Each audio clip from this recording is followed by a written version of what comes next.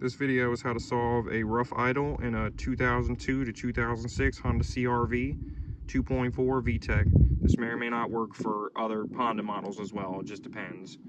It's worth a try if you're looking at this video.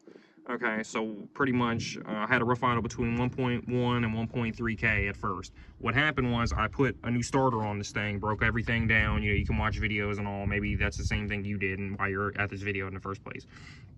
So anyways, I put everything back on, at least I thought, and then I went to crank the car up. Well, it was going between 1.1 and 1.3K on the idle, you know, up, down, up, down, up, down. So I'm like, okay, well, that's not right.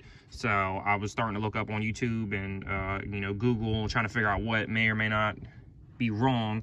And then I was going to take off this throttle body again. At the bottom of the throttle body, there's an idle air control valve that you can probably has carbon buildup, and I was going to take that off and clean it and everything. But as I went to go take off all this stuff, I realized that I had never even plugged in the connector to the idle air control valve at the very bottom of this throttle body. So make sure you got that plugged in too. But even after I plugged that in, I was still having a high idle. It was between, you know, like 1.5 and 2,000 RPM. So I still had a problem. Because originally when I put everything back together and started the car, I had a P0501 code. So I was trying to figure out how to solve that. Pretty much what I figured out was that I had air in my line. Needed to figure out how to get the air out of the line. And that's pretty much what I'm going to show you how to do right now. What you're going to need you a giant funnel. Don't use a little funnel. I mean, if that's all you have, that's all you have. You can try it anyways. I'm just saying you may or may not make a mess. So try not to do that. And you're going to want you some antifreeze, whether it's 50-50 or full strength. You know, if it's full strength, make sure you add water. Long story short, you're going to come. Really, what I'm going to go ahead before I even get to that part, what I did was I crunked my car up for a minute, let it get just a little bit warm, not hot, because you know you don't want to take this radiator cap off when your car is hot, because it might, you know, scold you with the coolant, and you don't want that. But I'm just trying to tell you what I ended up doing. So I let it get a little bit warm. I think got like 80 degrees, 90 degrees, or whatever. You know, took this off nice and slow because I didn't want it to blow off or anything. Because you should probably do this when it's cold. Get your funnel, make sure it's a tight fit on here. Plug it down. Pour you some antifreeze in this thing. You don't want it to be too high. You know, you don't want it to be like way up here or anything. You just want to make sure it's down here. As long as you have some antifreeze in this thing the whole time, you're going to be fine.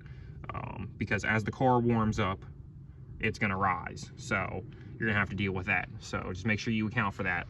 All right, so I went and after I poured the antifreeze in, I turned the car off, poured the antifreeze in here and all that. Then you want to go to this line right here, your top radiator hose. You're going to want to squeeze this, you know, squeeze it here, there, wherever you can squeeze it at, and you're going to see air bubbles coming out of here. I probably squeezed this thing on and off for probably about 5 minutes after the car was a little bit warmed up.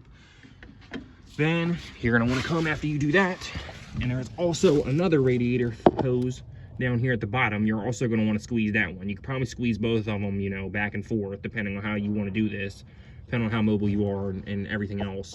Luckily, it's pretty easy to get to, both of them, so it's not that hard. So you're going to try to bleed it out as much as you can with the car off.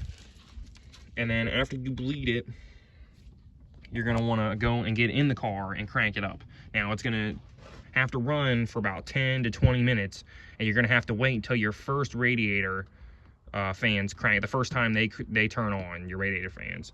And obviously, you're going to probably see that when you have the car turned on, just like when you were bleeding the hoses to begin with, you're going to see air coming out of these, out of the funnel or whatever, out of the coolant, because obviously you have air in your lines. So you're going to hit the gas and whatnot a couple of times. You don't have to, you know, hit it real hard, just, you know, a couple times here and there to help push all the extra fluids out. You're going to let that go.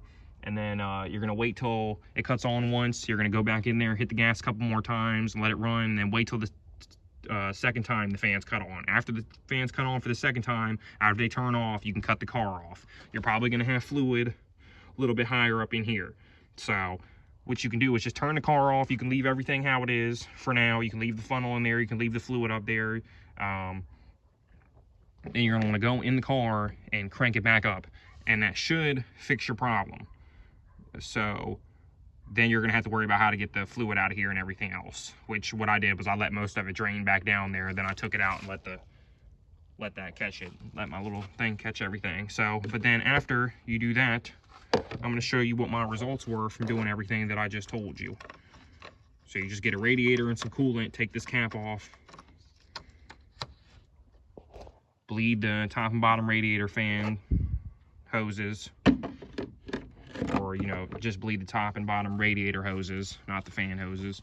And then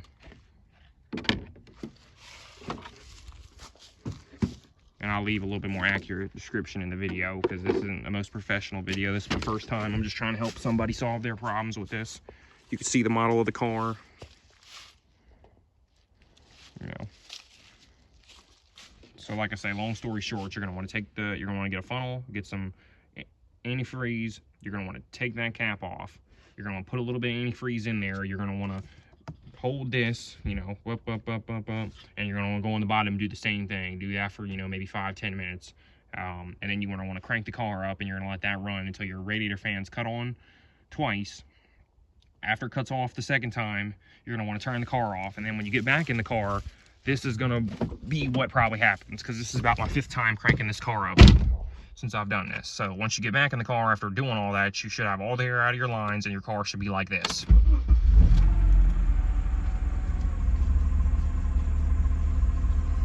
No sporadic idling or anything. Should just be nice and smooth. So hopefully that helped your problem. I'm gonna leave a description in the video with the steps, and thanks for watching. If it helps solve your problem, let me know in the comments. Thank you very much.